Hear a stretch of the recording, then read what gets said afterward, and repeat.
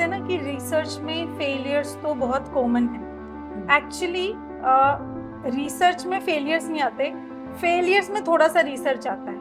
Most underrated skill in research, reading paper, reading recent research papers. Everybody, students do not take it seriously, but reading papers can definitely boost your research. आप India में research opportunities को कैसे देखते हो? क्या abroad जाना जरूरी है? सो मैम, जैसे आपने यहाँ पे स्टाइफन की बात की कि आपको इंटर्नशिप के टाइम पर, मतलब आप अगर गवर्नमेंट के थ्रू अप्लाई करते हो तो आपको स्टाइफन मिलता, तो कितना स्टाइफन आपको मिला था? At that time around like 2 months के लिए 20 और 22,000 का जो है वो मतलब स्टाइपेंड मिला था। पीएचडी करनी है या नहीं? This is probably one of the most common questions I receive from students. और honestly, ये एक क्वेश्चन नहीं है, इसके पीछे बहुत सारे क्वेश्चंस छुपे होते हैं। क्या मुझे पीएचडी करनी चाहिए? क्या मुझे इतना टाइम इन्वेस्ट करना चाहिए पीएचडी में? पीएचडी करने के बाद रिग्रेट हुआ तो? मेरे फ्रेंड्स फाइनेंशियली आगे बढ़ गए और मैं पीछे रह गया तो? और सबसे इंपॉर्टेंट क्वेश्चन, क्या रिसर्च मेरे लिए है भी या नहीं? Over the last 5 years of teaching and mentoring students, I have realized students don't lack talent, they lack clarity. That's exactly why I started this podcast series, because I don't want students to choose research based on assumption. I want them to choose it based on clarity. Because the right career decision doesn't come from opinions, it comes from clarity. So welcome to the very first episode of The Research Room with Surbhi Raheja. और आज हमारी podcast series के सबसे पहले guest हैं one of the most passionate and accomplished researcher, doctor Ritu. Dr. Ritu completed her PhD from NIT Manipur and currently working as a National Postdoctoral Fellow at NIPER Mohali. Her research focuses on designing and synthesis of vaccine adjuvants, work that has a potential to contribute future therapeutics and healthcare innovations. Ma'am, first of all, congratulations on your inspiring journey and thank you so much for being with us today. So without any further delay, let's begin our conversation. Welcome to the podcast, Dr. Ritu. Thank you so much for having me, ma'am. Happy to be here. So before we discuss research, ma'am, please आप पहले अपनी journey के बारे में बताइए, आपकी academic journey क्या है and what inspired you to become a researcher? To tell you about my journey, ma'am, I did my master's from one of the college of Punjab University, and then I did my PhD from NIT Manipur in pure organic synthesis, and currently I'm doing my postdoctorate in medicinal chemistry from NIPER Mohali. And if I tell you that what inspired me, there is no like emotional story I have, but in my mind I was always a researcher. So when you enter in 11th class and people around you and teachers around you are asking you which stream are you going to choose, I was little bit attracted towards the finance world. So I thought, why not go for commerce stream? So I attended 2-3 classes of this subject called business, right? And at that time I was like, after those classes I was 110% sure that I am a science beast. So at that time only I was very sure. After that I never re-questioned my choice for going in science stream. And when you are attending classes, initial phase in science, teachers are always very curious, what are you going to do with your future? Now that you have chose science background, you must have some plan, right? And one of my teacher asked me the same question, what are you going to do with a science background in future? So my answer to the question was also, I am going to be a researcher. I didn't know the hour of the research, and at that time also I said that I am going to be a researcher. That teacher also asked that, do you know what research is? I was like, no, I have no idea. Even in my family, nobody has no idea. Still nobody has no idea. But yeah, at that time also I was a researcher in my mind also. And yeah, this is kind of like confidence I had that yeah, I'm going to be in research. And once I entered in PhD, at that time I was like I can't say that I was 100% sure that I'm going to do this research or that research, but I was very sure that yes, I'm going to figure it out, and definitely I'm going to enjoy the journey. Okay okay so हम ऐसा बोल सकते हैं कि ये kind of researcher ऐसे होता है जो बॉर्न रिसर्चर है, मतलब जिन्हें ऐसे मतलब बचपन से पता है कि हमें रिसर्चर मतलब रिसर्चर ही बनना है या फिर हमें रिसर्च फील्ड में ही जाना है। नहीं तो अदरवाइज कुछ ऐसे स्टूडेंट भी होते हैं जिनको लाइफ पुश कर देती है रिसर्च की तरफ, मतलब उन्हें फुली क्लैरिटी भी नहीं होती है कि रिसर्च फील्ड एक्चुअल में है क्या, वो स्टिल ट्रायल के लिए चले जाता है बट फिर बाद में एग्जॉस्ट हो जाता है। बट आपको पहले से ही पता था कि हाँ कि आपको जाना इसी फील्ड में है। हाँ, मुझे लाइफ ने मुझे पुश नहीं किया है, मुझे हाँ। पता था हमेशा से मुझे इसी फील्ड में जाना है। मैम मैं आपसे एक क्वेश्चन पूछना चाहूंगी फिर जब आपने पीएचडी ज्वाइन किया था तो कुछ ऐसा कोई बिगेस्ट फियर था आपका, जैसा अभी आज के भी जो स्टूडेंट जब ज्वाइन करते हैं तो काफी सारे उनके बीच में कंफ्यूजन होती है, कोई पर्टिकुलर क्लैरिटी नहीं रहती है, तो जब आपने पीएचडी ज्वाइन किया तो तब आप क्या सोच रहे थे, आपके मन में क्या था तब?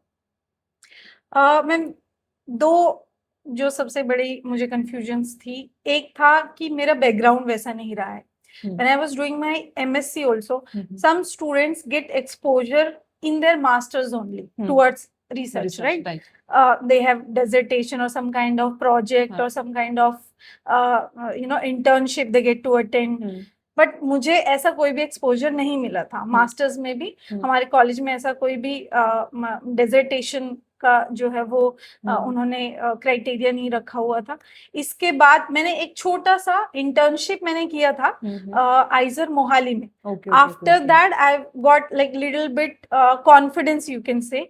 अदरवाइज मतलब बच्चों को बहुत ज्यादा ऐसे रहता है कि हमने क्योंकि मास्टर्स में कोई प्रोजेक्ट नहीं किया है तो हम कैसे, है ना, तो कि हम कैसे मतलब रिसर्च में जा सकते हैं, पता नहीं है हमें क्या आइडिया कुछ है नहीं है कि कैसे प्रोफेसर्स को ही कैसे अप्रोच करना चाहिए या रिसर्च को ही कैसे अप्रोच करना चाहिए।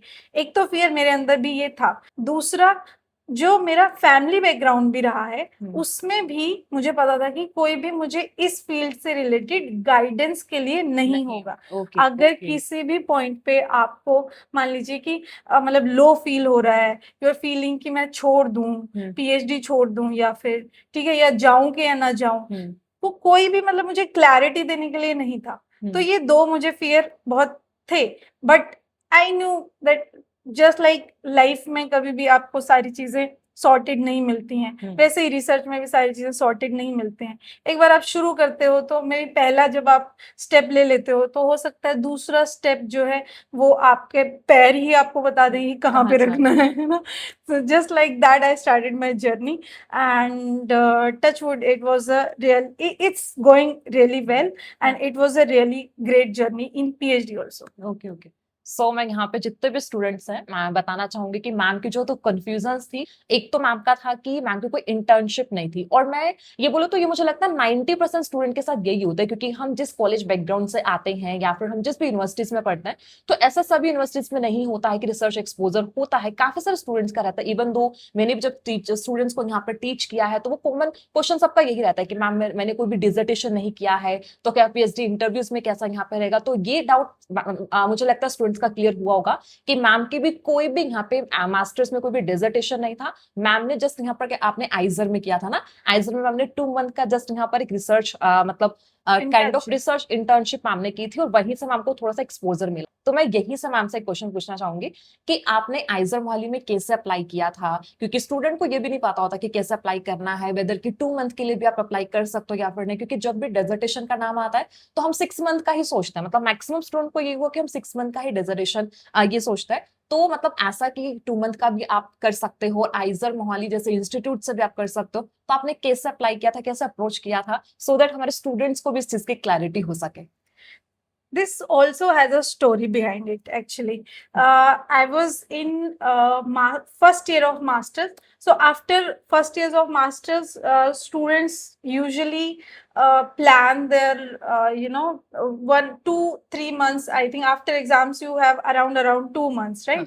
April और May आपके जो एग्जाम्स हैं वो खत्म हो जाते हैं और जुलाई और अगस्त के बाद आपकी क्लासेस शुरू होती हैं। तो यूजुअली 2 मंथ का जो टाइम पीरियड होता है उसमें स्टूडेंट्स या तो घर चले जाते हैं, राइट, या अगर घर पर ही हैं तो कुछ ऐसे वहीं पे मतलब टाइम पास की चीजें निकाल लेते हैं। But one of my senior guided मी कि इस तरीके के भी कुछ इंटर्नशिप प्रोग्राम्स होते हैं जिनके लिए आप अप्लाई करते हैं। इनके लिए आपको जो है डिफरेंट, मतलब आपको एक ही पोर्टल पे अप्लाई करना होता है, बट आपको इंडिया का कोई भी इंस्टीट्यूट या इंडस्ट्री कुछ भी आपको इंटर्नशिप जाके करने के लिए मिल सकता है। एक तो तरीका है ये। दूसरा, आप अगर खुद से आपके पास इतना मतलब टाइम और फाइनेंशियल बैकग्राउंड अगर है आपका, तो आप खुद से ईमेल, एक प्रोफेशनल ईमेल जो है अपने पसंद के किसी भी प्रोफेसर को लिख सकते हैं और उनसे पूछ सकते हैं कि क्या मैं आपकी लैब में 2 मंथ्स और 3 मंथ्स जितना भी आपके पास ब्रेक है, आप उतना टाइम के लिए उनकी लैब में काम कर सकते हैं या नहीं।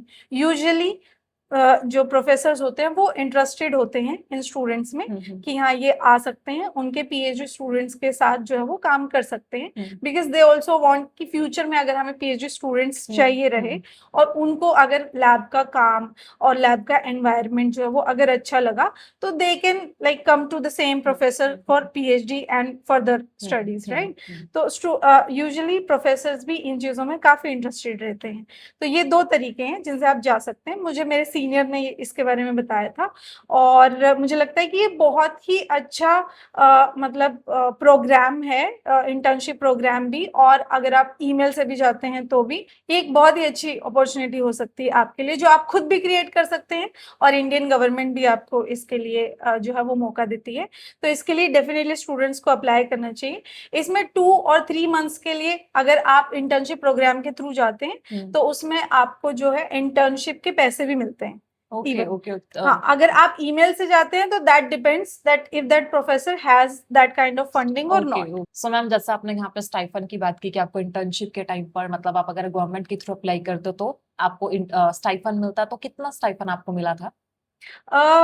At that time around like 2 months के लिए 20 और 22,000 का जो है वो मतलब स्टाइपेंड मिला था।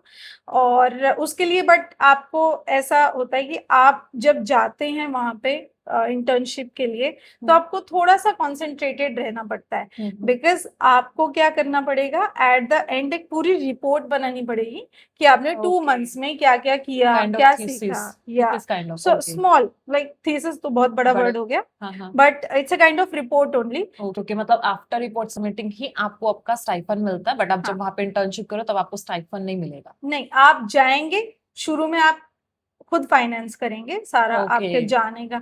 अदरवाइज मतलब एक बार आपने अगर पूरा रिपोर्ट सबमिट कर दिया तब आपको आने का, जाने का, खाने का, रहने का सब पैसा मिलेगा। ओके। और इसमें ऐसा भी चांस होता है कि आपकी रिपोर्ट रिजेक्ट भी हो सकती है और फिर स्टूडेंट को स्टाइपेंड नहीं भी मिले, ऐसी भी पॉसिबिलिटी है? नहीं, मोस्ट ऑफ द टाइम ऐसा नहीं होता है। I haven't heard any of such kind of case. मेरे हिसाब से तो ऐसा नहीं होता, बिकॉज ये बहुत ही छोटा सा मतलब 2 महीने का, 3 महीने का ही तो इंटर्नशिप है ना। और मैंने कभी आज तक, मतलब मेरे साथ भी वहां पर भी बहुत स्टूडेंट्स थे, 3 से 4 स्टूडेंट्स हम वहां पर थे। इसके अलावा भी मतलब उसके बाद भी मैंने बहुत सारे स्टूडेंट्स को इस तरीके की इंटर्नशिप के लिए आते जाते देखा है। तो मैंने कभी ऐसा कुछ नहीं सुना कि हमारी रिपोर्ट रिजेक्ट हो गई और उन्होंने हमें पैसे नहीं दिए। इट्स कंफर्म कि आपको पैसे मिलेंगे, बस आपको रिपोर्ट बट उनको देना पड़ेगा। ठीक है। तो फिर उन स्टूडेंट के लिए हुआ कि जो अभी मास्टर्स परस्यू कर रहे हैं और अगर आपको लग रहा है कि आपकी 6 मंथ की डेजर्टेशन नहीं है, तो आप ऐसे यहाँ पे कुछ 2 या 3 मंथ की जो इंटर्नशिप्स होती है आप यहाँ पर भी अप्लाई कर सकते हो अगर आप प्लान करो फ्यूचर में पीएचडी करने का, तो ये बहुत अच्छा ऑप्शन आपके लिए होगा।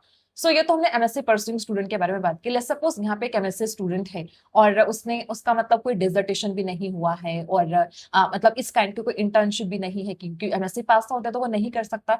तो वो स्टूडेंट कैसे मतलब आगे इस चीज को कैसे वो लेके चल सकता है कि उसका कोई रिसर्च एक्सपीरियंस है, तो पीएचडी में क्या उसको कोई डिफिकल्टी आएगा, या फिर अगर वो इंटरव्यूज में जाएगा वो स्टूडेंट, तो इंटरव्यूज में जाने के टाइम पर भी क्योंकि पूछा जाता है जनरली कि आपका डिसर्टेशन है नहीं है, या फिर आपको कोई रिसर्च एक्सपीरियंस है या फिर नहीं है, तो वहां पर क्या एक स्टूडेंट को कुछ डिफिकल्टीज को फेस करना पड़ेगा? ओके, अगर हम 2 स्टूडेंट्स लेके चल रहे हैं तो मैं फर्स्ट स्टूडेंट जिसके पास जो है वो बैकग्राउंड में डेजर्टेशन हुआ है एमएससी टाइम में, ठीक है, और वो पीएचडी में जाना चाहते हैं, तो उनको जो है वो उनको भी सारी चीजें एकदम स्क्रैच से शुरू करनी पड़ेगी। जिनका डिसर्टेशन नहीं हुआ है उनको भी सारी चीजें एकदम स्क्रैच से शुरू करनी पड़ेगी. They both are almost equal. If they are not planning to go to industry world first before going to PhD, then they both are almost Equal. on the same Okay. page. Almost on the same page. बस जिनके पास dissertation का experience होगा उनके पास थोड़ा सा writing का experience होगा, जो कि PhD स्टूडेंट को एनीवे आना ही है, चाहे उसके पास पहले से एक्सपीरियंस है चाहे नहीं है. 2 या 3 पेपर जैसे ही लिखेंगे राइटिंग का एक्सपीरियंस आराम से आ जाता है. तो हाँ, मतलब इतना डिफरेंस है, अदरवाइज 2 स्टूडेंट्स में कोई डिफरेंस नहीं है ज्यादा. ठीक है. तो फिर मतलब अगर किसी स्टूडेंट के पास अगर कोई डेजर्टेशन नहीं है, कोई भी रिसर्च एक्सपीरियंस नहीं है, तो वो स्टूडेंट को डरने की जरूरत नहीं है कि आप अगर पीएचडी के लिए जाते हो तो आप मतलब जितने भी स्टूडेंट है सब सेम लेवल पर आ जाता है. हाँ. और पीएचडी में सबका मतलब से मतलब बिल्कुल बेसिक लेवल से ही स्टार्ट होता है. तो चलिए अब हम नेक्स्ट बात करेंगे रिसर्च लाइफ की रियलिटी के बारे में. सो जैसा अभी हम सोशल मीडिया पर काफी रिसर्च लाइफ को ना अभी ये ग्लैमरस दिखा दिया है, क्योंकि काफी सारे रिसर्चर्स अभी एक्टिव हो गए हैं, वो अपने लैब का काफी वीडियोस सोशल मीडिया पर अपलोड करते हैं. तो अभी हम उसका एक रियलिटी चेक यहाँ पर लेते हैं. तो एज पर यू एक रिसर्चर का डेली रूटीन होता क्या है, क्या एक रिसर्च लाइफ होती है? Okay, first of all this is true. बहुत सारे रिसर्चर्स जो है वो इंस्टाग्राम पे बहुत ही एक्टिव हो रहे हैं, अपनी जो है वो लैब लाइफ को बहुत ही फनी तरीके से शो करते हैं. बट द रियलिटीज की ऐसा फनी कुछ भी नहीं है लैब में. बट मुझे बहुत अच्छा भी लगता है उनको देख के कि हाँ ठीक है, लोग जो है वो रिसर्च को एटलीस्ट एक्नॉलेज तो कर रहे हैं ना, कि हाँ जो है रिसर्च लाइफ को आप इस तरीके से भी देख सकते हो, ये वाली साइड भी है रिसर्च लाइफ की. तो हाँ, वो बहुत अच्छा मुझे लगता है. ऑनेस्टली पर्सनली मुझे बहुत अच्छा लगता है कि जो रिसर्चर्स जो है साथ रिसर्च के साथ साथ ये जो सोशल मीडिया वाली जो लाइफ है उसको भी साथ में एंजॉय कर रहे हैं और बहुत अच्छा भी कर रहे हैं. बहुत सारे रिसर्चर्स जो हैं वो बहुत अच्छा कर रहे हैं सोशल मीडिया पे, वो बहुत अच्छी बात है. बट रियलिटी की तरफ अगर देखें तो रिसर्च लाइफ काफी बोरिंग तो होता है, लेकिन ऐसा बोलते हैं ना कि जो बोरिंग चीजें होती हैं वही बहुत ज्यादा इंटरेस्टिंग होती हैं. एक जैसे एक्टर, हॉलीवुड एक्टर हैं सिलियन मर्फी, तो अपने एक इंटरव्यू में बोलते हैं कि I always show that my life is very boring while it's very interesting.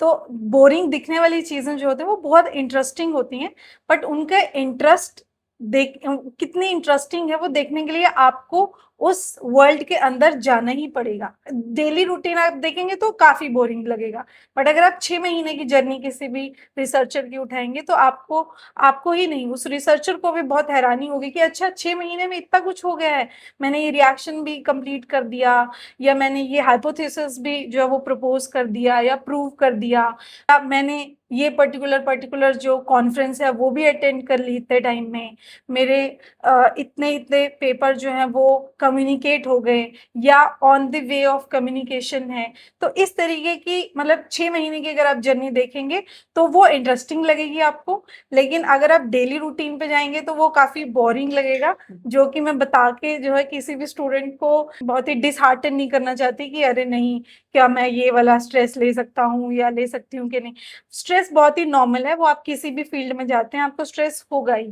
Research को मैं अगर बताऊं मैम, तो मैं एज अ पर्सनल बिजनेस ही लेती हूँ कि ये मेरा ही बिजनेस है, कि सुबह उठ के ऐसा कुछ मतलब घंटी नहीं बजेगी आपको, जैसे स्कूल में अगर आप जॉब करते हो या आप कॉर्पोरेट वर्ल्ड में अगर आप जॉब करते हो कि आपको इस पर्टिकुलर टाइम पे इतना आपको डिलीवर करना है, ये करना है, वो करना है. रिसर्च में आपको भी पता है, आपके गाइड को भी पता है कि आप चीजें अगर 2 दिन की प्लान करेंगे तो वो 4 दिन पे भी जा सकती हैं, वो 1 दिन में भी हो सकती हैं. तो हमेशा ही रिसर्चर का जो एक डेली रूटीन है या आप कह लीजिए कि एक पर्टिकुलर जो शेड्यूल है वो बहुत ज्यादा फिक्स आप नहीं कह सकते हैं. ओके मैम, तो हम ये बोल सकते हैं कि अगर हम एक रिसर्च का जो डेली रूटीन यहाँ पर देखें तो कोई फिक्स्ड डेली रूटीन नहीं है, और जितना ग्लैमरस और जितना फैसिनेटिंग हमें सोशल मीडिया पे दिखाया जाता है, एक्चुअल में रियलिटी कुछ हो रही है. रियलिटी में आपको एक्सपेरिमेंट्स करने पड़ेंगे, एक्सपेरिमेंट्स के फेलियर्स को भी आपको फेस करना पड़ेगा, तो ये सब कुछ आपको फेस करना ही पड़ेगा. यस, ठीक है. This is true. अगर आप बहुत बार ऐसा होता है कि आपने 2 दिन का कोई काम प्लान किया है, बट आपने जैसा उस काम को प्लान किया था उसकी बजाय उसमें कोई आपको फेलियर देखने को मिल गया या कुछ नई सक्सेस देखने को मिल गई, तो आपको आपका आपका पूरा अगले 2 से 3 महीने का जो प्लान है वो पूरा चेंज हो जाएगा. So हाँ. this is how it works. Okay. But yeah, it's very interesting in the time of like time span of 6 months. अगर आप देखें तो वो काफी इंटरेस्टिंग मुझे Okay. पर्सनली बहुत लगता ओके है. ओके. तो नेक्स्ट मैं आपसे पूछना चाहूंगी कि जैसे हम लैब में एक्सपेरिमेंट्स करते हैं और बार बार फेलियर को फेस करते हैं, तो आपने अपने पीएचडी के टाइम पर कैसे इससे डील किया था? क्योंकि बहुत एग्जॉस्टिंग तो हो जाता है, स्ट्रेस भी होता है, फ्रस्ट्रेटिंग भी होता है, तो आपने कैसे इस चीज से डील किया? मैं अगर ऐसे बोलते थे ना कि रिसर्च में फेलियर्स तो बहुत कॉमन है.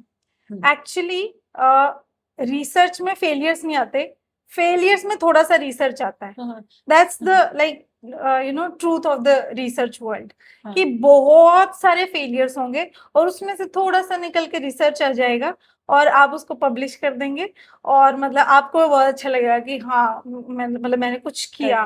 ठीक है, गूगल स्कॉलर पे नाम आ रहा है मेरा, रिसर्च गेट पे नाम आ रहा है मेरा, और मैं इसी चीज को जो है लेके आगे जाने वाले हूँ.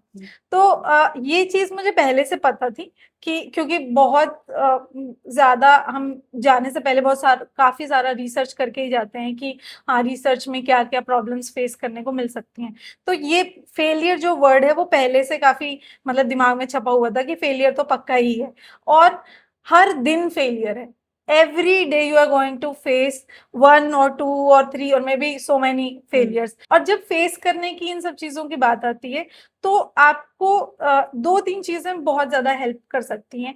पहला तो आपको अपने वर्क मतलब जो भी आपका रिसर्च वर्क है उसके साथ इमोशनल अटैचमेंट नहीं करनी है कि ये सही जा रहा है तो ही मैं अच्छा फील करूं, ये खराब जा रहा है तो मैं मतलब बदतमीजी से सबसे बात करूं, मैं किसी से बात ही ना करूं या मतलब खाना छोड़ दूं. तो आपको डिटैच होके रहना पड़ेगा काम से. यूजुअली भी जैसे बोलते हैं ना कि डिटैचमेंट इज द की, कि आप तभी सक्सेस की तरफ ज्यादा जाते हो जब आप थोड़ा सा डिटैच होके रहते हो. तो बहुत ज्यादा इमोशनल अटैचमेंट नहीं करनी है. दूसरा, आपको अगर वहां पर कोई फ्रेंड्स मिल गए हैं, चाहे सेम फील्ड के हैं चाहे दूसरे फील्ड के हैं, आपको उन फ्रेंड्स को जो है वो बचा के रखना है. क्योंकि जब भी आपका लैब में हर दिन एक मोमेंट ऐसा फ्रस्ट्रेशन का आएगा कि कुछ नहीं काम कर रहा है, I need to get out of here, तो आपको बाहर जाना है, आपको अपने उन्हीं दोस्तों का सहारा लेना है और आपको ब्रेक लेना है, क्विट नहीं करना है. क्योंकि आपको वापस तो आगे शुरू करना है ना, तो आपको थोड़ा सा अपने आप को डिस्ट्रैक्ट करना है. उसके लिए फ्रेंड्स सबसे सही ऑप्शन रहते हैं. थर्ड, आपके पास या तो आपके पर्सनल जो गाइड आपको मिले हुए हैं या तो आपके गाइड या आपके सीनियर ऐसे होने चाहिए आपके पास, या आप जाओ उनके पास, खुद पूछो कि मुझे ये फेलियर आया है and I am feeling really disheartened, I am feeling useless, I am taking my work as the useless thing of the day. तो अब मुझे कैसे जाना चाहिए आगे, मतलब ये पूरा काम जो मैंने इतना किया अगर वो मुझे इतना यूजलेस लग रहा है अगर उस दिन में, तो अगले दिन भी वैसा ही लगने वाला है डेफिनेटली. तो मुझे इस चीज को कैसे फेस करना चाहिए. और अगर आप पर्सनली खुद से इतना बहुत ही मोटिवेटेड रहने वाले इंसान हो तब तो ठीक है, बट अगर आप डिसहार्टन हो जाते हो जल्दी ही तो आपको डेफिनेटली आपके सीनियर्स के पास, आपके गाइड के पास जाना चाहिए. वो आपको 2 नहीं तो 1 स्टोरी तो पक्का ऐसा बताते हैं कि एक बार मेरे साथ भी ऐसा हुआ था, मेरे से ये टूट गया था, मैंने तो इतना बड़ा नुकसान कर दिया था, मैंने तो ये कर दिया था. तो उस स्टोरी से आपको जो है वो काइंड ऑफ आप रिलेटेबल फील कर पाओगे कि हाँ मेरे साथ कुछ ज्यादा खराब नहीं हो रहा है, सबके साथ ही खराब होता है, बट मुझे भी उनकी तरह ही इसको जो है वो पॉजिटिव में लेके आगे बढ़ना है और रिसर्च को जो है अपने कंटिन्यू रखना है और मोटिवेटेड सारा टाइम नहीं रहना है. बस आपको इतना मोटिवेटेड इनफ रहना है कि आप लैब में आ जाओ हर दिन. जितनी अभी हमारी बात हुई है तो उसमें मुझे एक चीज की तो बहुत सही से क्लैरिटी यहाँ पर मिली है. मैम ने 2 बार यहाँ पे सीनियर का मेंशन किया है, तो मीन्स आपको अपने नेटवर्क को स्ट्रॉन्ग रखना जरूरी है. मतलब आपको अपने सीनियर से गाइडेंस लेनी है. अगर आपको कोई सीनियर नहीं भी है तो आपको खुद चले जाना अपने सीनियर के पास कुछ भी गाइडेंस के लिए. अपने प्रोफेसर के पास आपको खुद अप्रोच करना पड़ेगा, क्योंकि ये जर्नी आपको तय करना है, तो इसका फर्स्ट स्टेप भी आपको ही लेना होगा. अगर आप फर्स्ट स्टेप आप लेंगे तभी उसके बाद फिर आपके जो नेक्स्ट स्टेप है वो ऑटोमेटिकली आपको विजिबल होते जाएंगे. तो ये बहुत इंपॉर्टेंट पॉइंट है. जितने भी स्टूडेंट्स हैं, अगर आपको कोई ऐसा सीनियर नहीं है कि जिसके थ्रू आपका कोई भी कनेक्शन है, आप जाके खुद अप्रोच करिए अपने सीनियर के साथ उनसे बात करिए कि उन्होंने कैसे डील किया है या फिर वो कैसे आगे अपना फ्यूचर पर्सपेक्टिव यहाँ पर देखते हैं, तो जरूर आपको वहां से गाइडेंस मिलेगा। तो अपने नेटवर्क को तो जरूर आप स्ट्रॉन्ग रखिए। तो हम यहाँ से ये बोल सकते हैं कि network is very important. Ma'am, अब वो क्वेश्चन जो हर स्टूडेंट पूछता है, रिसर्च में फाइनेंशियल सिक्योरिटी कितनी है, मीन्स पीएचडी के टाइम पर फाइनेंशियल लाइफ कैसी रहती है? हम इस क्वेश्चन को ऐसे लेते हैं कि एक होता है पीएचडी सेल्फ फाइनेंस्ड पीएचडी और एक होता है government funded PhD. Government funded PhD मतलब आपने गवर्नमेंट जो स्टाइपेंड के लिए एग्जाम्स हैं वो क्वालिफाई किए हैं, डीएसटी, सीएसआईआर, यूजीसी और गेट एग्जाम, ऐसे ऐसे एग्जाम्स अगर आप क्वालिफाई करके फिर अगर आप पीएचडी में जाते हैं तो आपको जो है वो 5 साल के लिए स्टाइपेंड गवर्नमेंट आपको आपकी पीएचडी को स्टाइपेंड देगी। ठीक है, उसमें भी क्या रहता है कि 2 साल के लिए आपको 37,000 प्लस एचआरए मिलता है। 3 साल बाद वो इंक्रीज होके 42,000 प्लस एचआरए हो जाता है। एचआरए सिटी टू सिटी जगह पे डिपेंड करता है कि आपका जो रिसर्च इंस्टीट्यूट है वो कहाँ पर है। ओके, इसके अलावा जो इंस्टीट्यूट्स हैं वो खुद भी स्टूडेंट्स की पीएचडी को फंड करते हैं और वहां पर भी आपको सेम अमाउंट ऑफ जो स्टाइपेंड है वो मिलता है। इसके अलावा गवर्नमेंट जो है वो 5 साल के लिए फंड करती है आपकी पीएचडी को, बट जो रिसर्च इंस्टीट्यूट्स हैं वो आपके बहुत बार 5 साल से ज्यादा भी आपकी पीएचडी को जो है वो फंड करते हैं, जैसे IIT Bombay is one of that. Okay, इसके अलावा अगर आप सेल्फ फंडेड पीएचडी के लिए जाते हैं, इसका मतलब आप कोई भी अगर गवर्नमेंट एग्जाम क्रैक किए बिना पीएचडी में एडमिशन लेते हैं तब आपको जो है कोई भी गवर्नमेंट की तरफ से स्टाइपेंड नहीं मिलेगा। तब आपको आपके केमिकल्स का खर्चा, अपना खर्चा, वो सब कुछ खुद उठाना पड़ेगा। जबकि अगर आप गवर्नमेंट फंडेड पीएचडी में जाते हैं तो वहां पे आपको स्टाइपेंड तो मिलता ही है, साथ में आपको जो है वो केमिकल्स के लिए या डेटा जो है वो आपका इवेल्युएट करवाने के लिए, ये सब चीज़ों के लिए भी आपको अलग से गवर्नमेंट जो है वो पैसे जो है प्रोवाइड करती है। अराउंड 20,000 की कंटीजेंसी स्टूडेंट्स को मिलती है साल की। ओके, तो मीन्स अगर आपका कोई भी नेशनल लेवल का एग्जाम क्वालिफाई है like this CSIR NET and the GATE exam, तभी एक वाइज डिसीजन रहता है पीएचडी करने का, क्योंकि आपको फेलोशिप मिलती है। अगर आपका ये एग्जाम क्वालिफाई नहीं है फिर थोड़ा सा आपको यहाँ पे सोचना चाहिए कि आप या तो फर्स्ट ईयर, मतलब जब पीएचडी ज्वाइन करते हो तो फर्स्ट ईयर में ही आप अपना एग्जाम क्वालिफाई कर ले, अगर आपको लगता है कि आप कर पाओगे। अदरवाइज आपको पीएचडी के लिए थोड़ा रुक जाना चाहिए, पहले आप एग्जाम्स की तरफ जाओ, एग्जाम्स को क्वालिफाई करो, देन आप एंटर करो रिसर्च लाइफ में, पीएचडी लाइफ में। क्योंकि काफी फ्रस्ट्रेटिंग तो रहता है कि एक्सपेरिमेंट्स आपके फेल हो जाते हैं, तो अगर वहां पर अगर हमें कोई फाइनेंशियल सपोर्ट भी नहीं मिलता फिर हम थोड़ा डिसअपॉइंट हो जाते हैं। ठीक है, डेफिनेटली। चलिए तो मैम अब एक बहुत ही इंपॉर्टेंट टॉपिक के बारे में डिस्कस करते हैं। आप इंडिया में रिसर्च अपॉर्चुनिटीज को कैसे देखते हो? क्या अब्रॉड जाना जरूरी है या पीएचडी करने के लिए, या फिर अगर आपको पोस्ट डॉक परस्यू करना है तो अब्रॉड जाना कितना जरूरी है? ओके, अगर हम इस क्वेश्चन को जरूरी की बजाय अगर ऐसे देखें कि जाना चाहिए, तो यस डेफिनेटली जरूरी को अगर हम ये देखें कि क्या इंडिया में रिसर्च हो ही नहीं रहा है, तो नहीं, रिसर्च हो रहा है और काफी अच्छा भी रिसर्च हो रहा है। कुछ रिसर्च इंस्टीट्यूट्स तो काफी अच्छा रिसर्च कर रहे हैं। जो नेशनल लेवल पे इंस्टीट्यूट्स हैं, आईआईटीज हैं, एनआईटीज हैं, आइजर्स हैं, काफी अच्छा जो है उनका एनवायरनमेंट भी काफी अच्छा है, उनको फंडिंग्स भी गवर्नमेंट की तरफ से मिल रही है। मैं बहुत अच्छी नहीं बोलूंगी, बट इतना मिल रही है कि स्टूडेंट्स बहुत अच्छा परफॉर्म कर रहे हैं उतने फंडिंग्स के बाद भी। ओके, तो रिसर्च हो रहा है इंडिया में भी और बहुत सारे प्रोफेसर्स बहुत अच्छा रिसर्च कर रहे हैं, वो अपना एनवायरनमेंट भी अच्छा बना के रखते हैं, स्टूडेंट्स को जो है वो आगे अपॉर्चुनिटीज भी काफी अच्छी मिल रही हैं।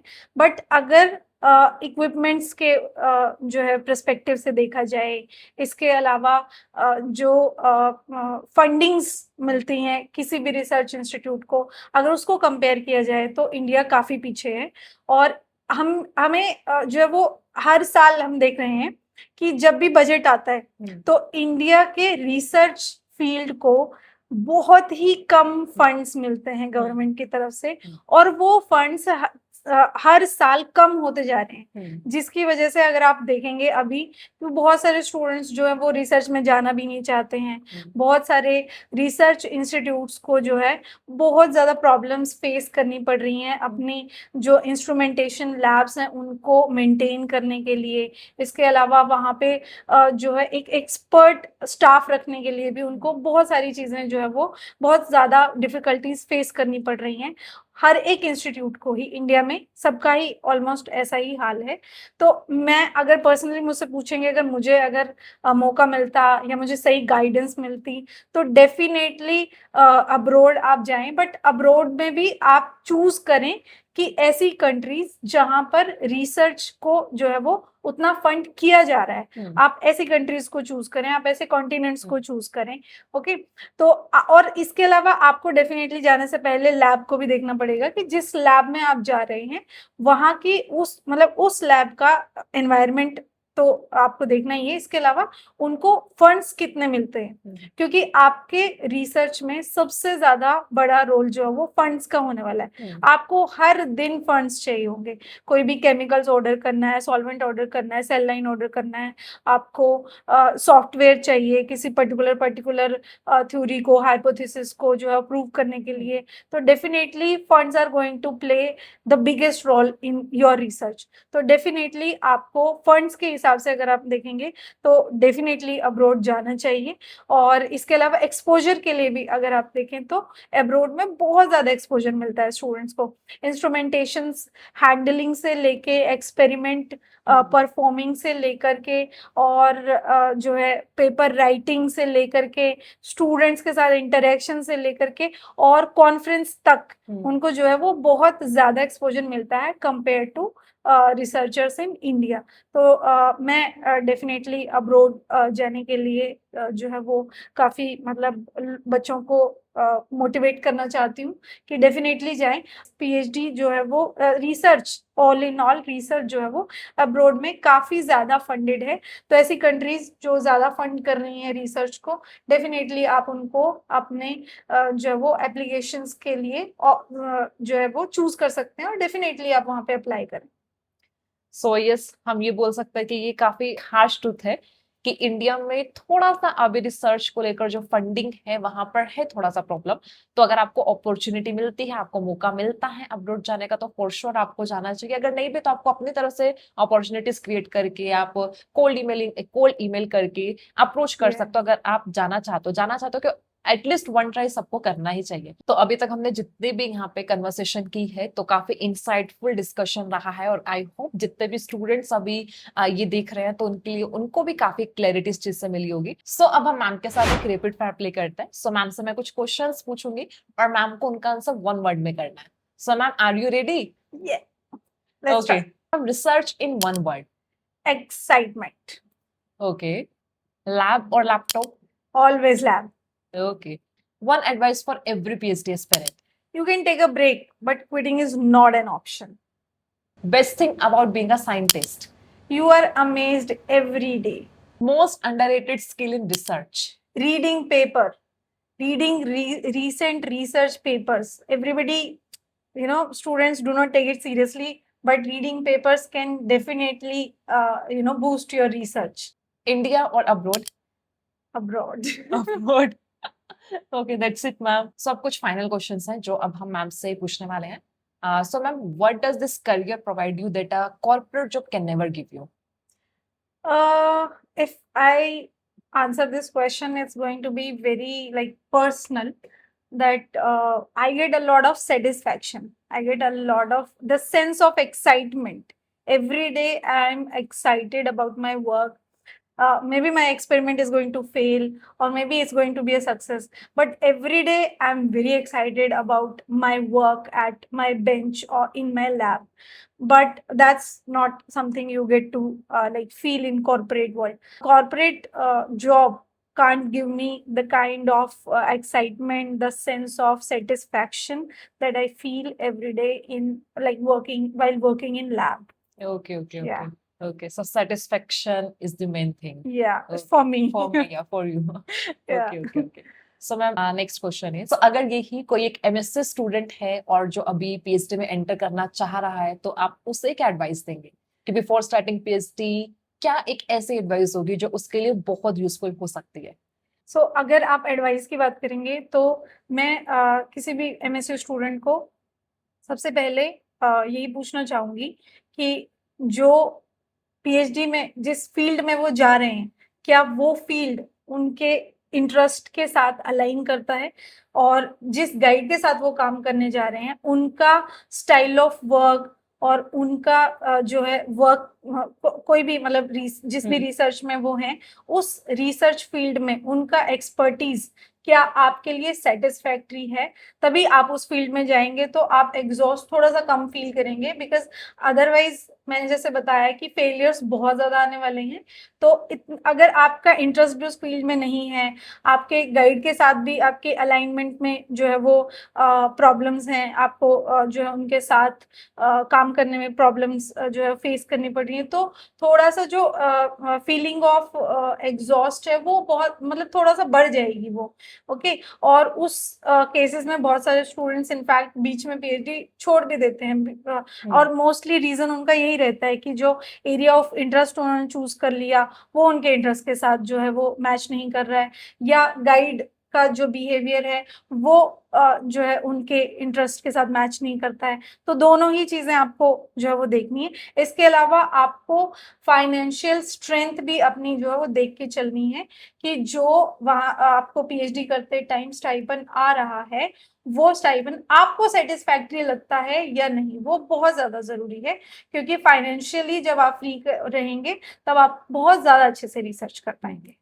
तो फिर यही एक बेसिक एडवाइस सब स्टूडेंट्स के लिए कि पहले तो आप अपना एरिया ऑफ रिसर्च जो भी है आपका गाइड कैसा रहेगा, आप किस इंस्टीट्यूट में अप्लाई करता है, वो सब चीजें अलाइन करना चाहिए। और नेक्स्ट फेलोशिप का थोड़ा सा है कि हाँ ये डिबेटेबल टॉपिक है ये बेसिकली, क्योंकि स्टाइफन अगर देखा जाए तो वैसे तो लो ही है, मतलब इंडिया में तो काफी लो है।